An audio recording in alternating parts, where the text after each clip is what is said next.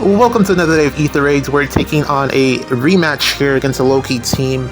And this one we're going to go in with ranged Yunaka plus Bridget.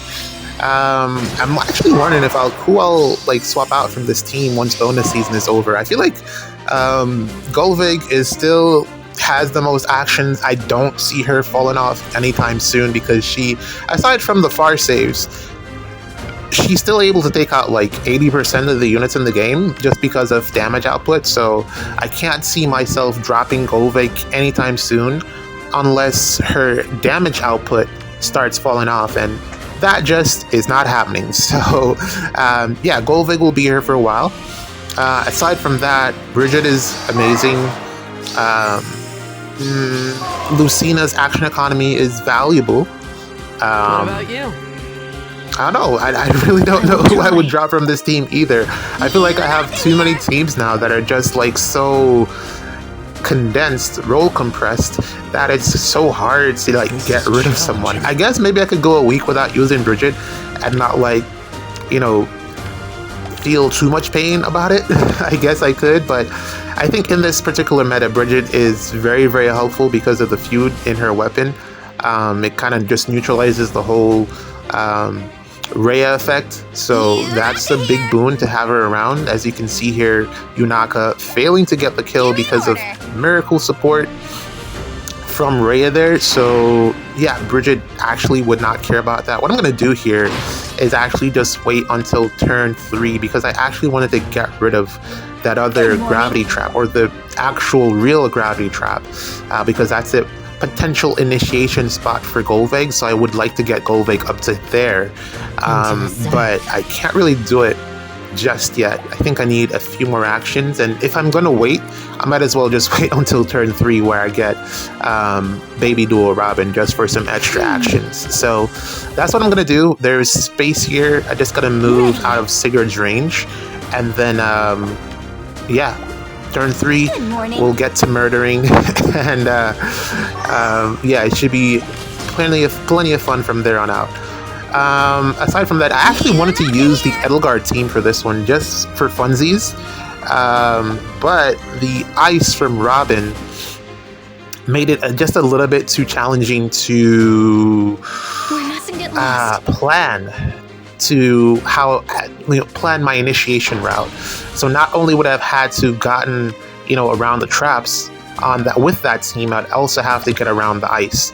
And if it is that I'm gonna end up waiting turns, I might as well just use this team because the range is just gonna be, the range threats are just gonna be better in terms of just taking everything out overall. So I figured this team is just a little bit, I have more actions on this team than the Edelgard team. Even though the Edelgard team has a ton of actions, I just feel like some of them are wasted actions just to get units into position, whereas this team is, a lot of it is a lot, it's way more aggressive. This team is way more aggressive than the Edelgard team. So yeah, that was the decision making there. The ice from Robin, Edelgard could have overridden it, but I would have needed to have broken at least one side open so that Lapis could get in, and that would have been like a real pain to deal with.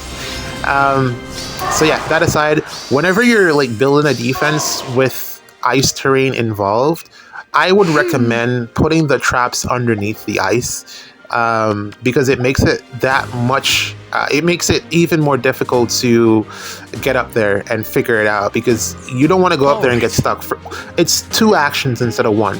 I can take 1 action and break the ice, whereas if it's the trap and the trap is real, then I have to break the ice and then also step on the trap before I'm able to initiate on the following turn. And it's more likely that your opponent is going to get stuck, or that you will get stuck if you mess up because of that. So just like word of advice, that's what I'd recommend. But this is still good regardless of, you know, whatever it is that I say. This is still a very good combination here. Okay, let's see. Anything in mind? I think we're getting a banner. When is this coming out? When am I gonna? This is challenging. When is this coming out, actually? Because I'm not skipping any days this week, so I don't know when. Normally this would be out on Sunday, but I could put it out on Saturday if I wanted to. So I don't know. Either way, by the time this is up, or a little bit after this is up, a day or so, we should be getting, some information as to who the next banner units are. So I'm excited for that because I still haven't pulled on the A Hero Rises banner. I probably, even after the units are revealed, I'll probably still chill out on the A Hero. I don't know. It's a very good banner. Don't get it, don't get me twisted or get it wrong. It's a very good banner. It's just that I don't have a lot of desire to pull for units that I basically be pulling for merges.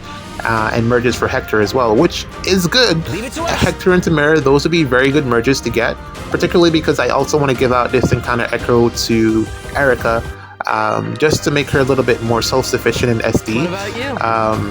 But then I don't really have to, so I'm in a little bit of a quagmire in terms of what actions do I take.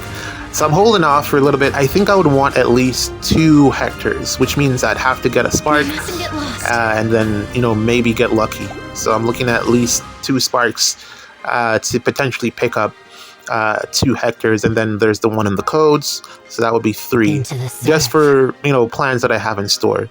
I don't think I don't think we're going to be able to. I think near save Hector is where we're trending right now.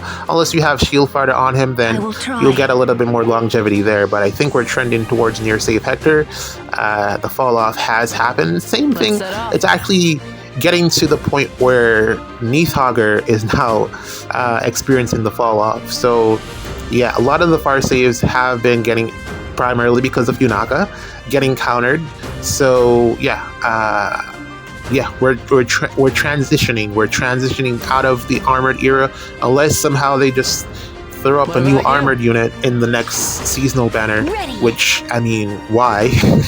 They haven't done that before. Given it. Well, to be fair, we've gotten a steady supply of armors over the past couple of months, and I feel like some of them needed a little bit more time in the sun, especially Nagi. Nagi has really been slept on in terms of just how good she is, because of how many other armored units we got back to back right after that. So I felt like Nagi kind of didn't get her time to shine, and she's actually still very, very good to this day. She actually is able to survive consistently against Yunaka, which I probably have brought out before. But yeah, ton of armors, and of course there's going to be a swing at some point because again, I will reference the God Swords that they just started out giving out like candy a couple of years back. We got Lucina, we got Merida, we got what was the other one's name from that other game title? Ascended Fur. So there was a period where we just got a ton of God Swords back to back to back, and they all kind of did the same thing.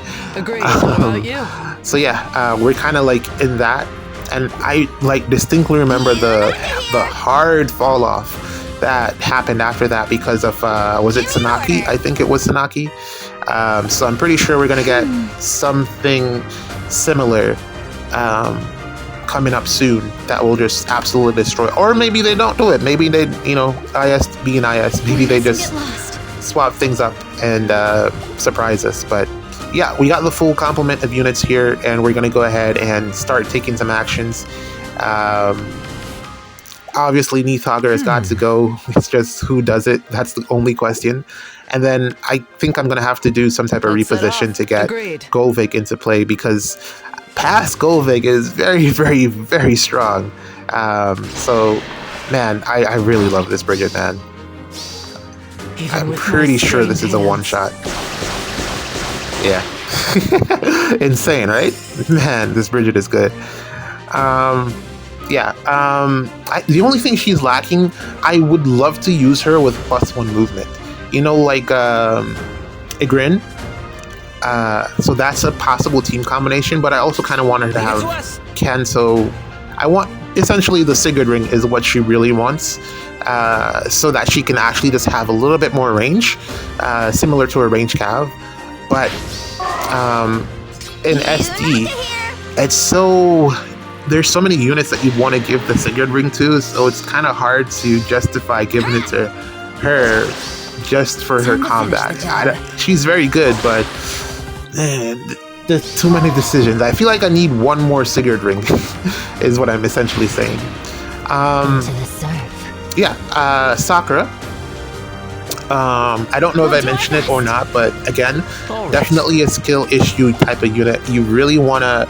She's like, I've been seeing a few defense replays with her, and the way that she performs is heavily dependent on who's using her and how skilled they are at the game. And I've noticed that as well, just from just using her in SD, seeing what she can do. It's definitely not a low skill level type of unit. You really need to know what you're doing, especially with attacking.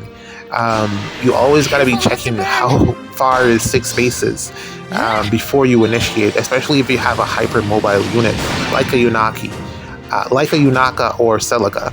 So yeah, it is very, very good that she's been introduced in the game for that aspect. Although I think I was saying to someone, I forget, that since Canto Control is like hard countered by her, I wonder if this is IS trying to create a new lane or a new avenue to sell us another type of Canto Control, one that essentially just ends all actions or ends actions of extra action economy units. I don't know how they would essentially stop the Sakura thing from happening. It's so... I don't know how you would counter that. How do you counter that? Like, there's just no way, right? Am I being crazy? Or, like, at least I can't think of a way to stop it. But definitely, I think it has to get countered at some point. I don't know, because if it's never countered, then Sakura is just going to remain good forever. Kind of like Elencia, but Elencia is kind of countered by Warp Bubble and stuff like that. But then Sakura doesn't have that issue, so I don't know what they're going to introduce into the game to start countering Sakura, but something will definitely come, and I think it's going to be very heavy-handed when I think about it. Saw a lot of people get really, really lucky on the Into the surf. oh, Summary. She's a very good unit. Very, very good unit, especially on Ather Raid's offense. I think she has a ton of potential there.